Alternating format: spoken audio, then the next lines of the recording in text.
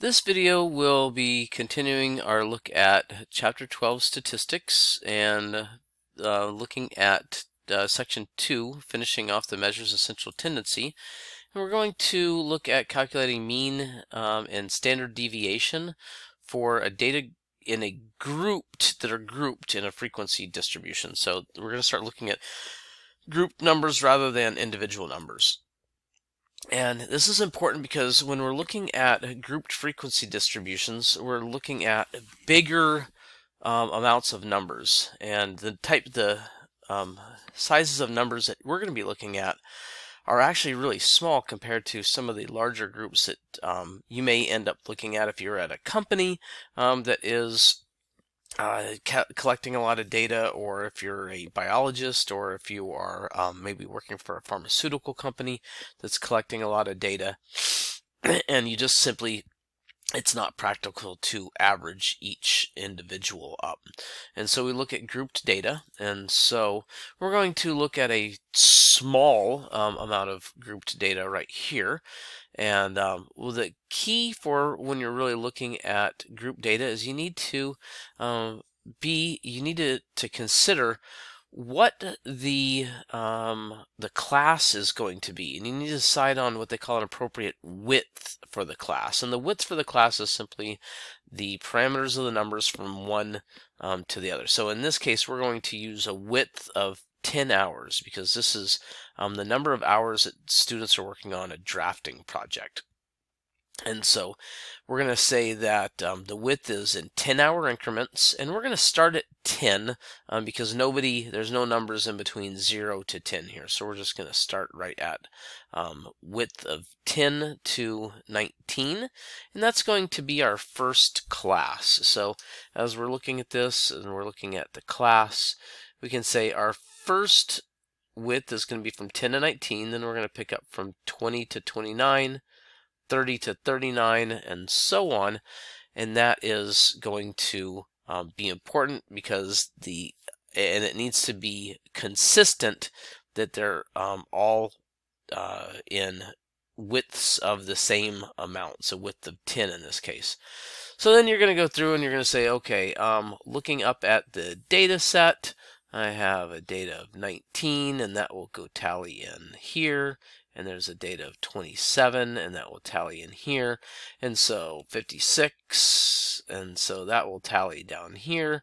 So you can see how that's done, and then eventually you just count these up, and you end up with a frequency. So there's 6 people who were between 10 and 19 hours for their project. There were 8 people that it took them between 20 and 29 hours, and so on.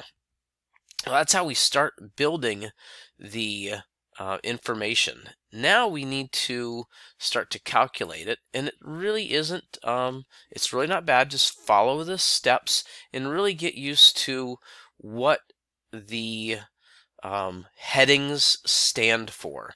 And so especially in this case, I want you to pay attention to midpoint, which is M, frequency, which is F, and the product of frequency and midpoint, which is F times M.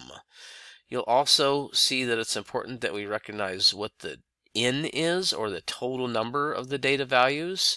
And then once you have those and you feel good about what those are and where they come from, you're just going to multiply them together. You're going to divide with them, just following the steps. So let's go and take a look and see what this frequency distribution looks like when we do this.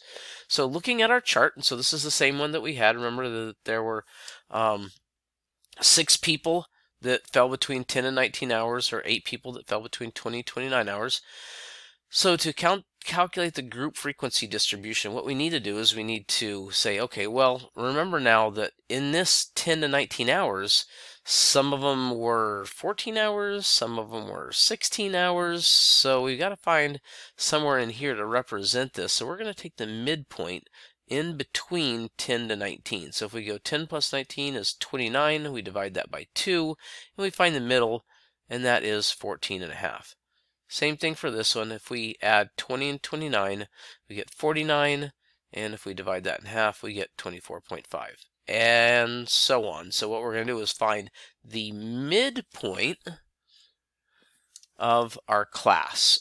Now, once we have the midpoint of our class, we're simply going to come over here to the product of f and m, and we're going to take our f, and we're going to take our m, and we're going to multiply them just like what shows there, f times m.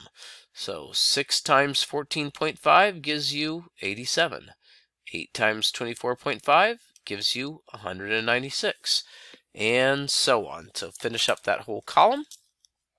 Once you are done with that, then just come over here to your frequency and count up how many ends you have, the number of tally marks that you have, and that should be the same as what you have over here. So the number of numbers right here should be the same as this n, so it's 40, so that's a check for you.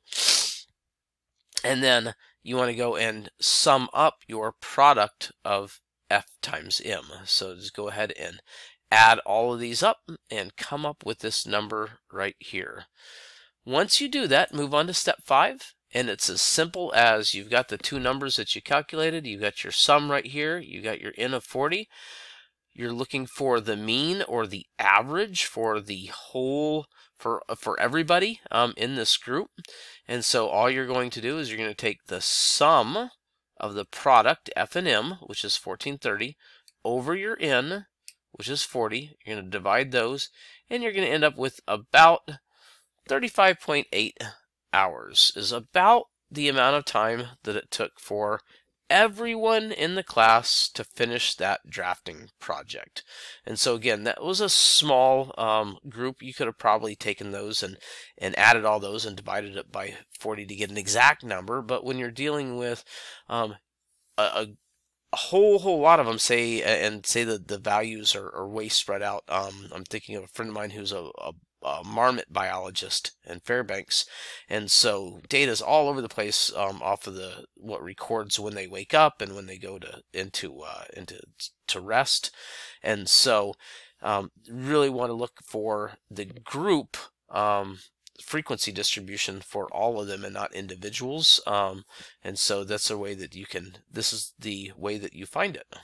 All right, this ends this particular video.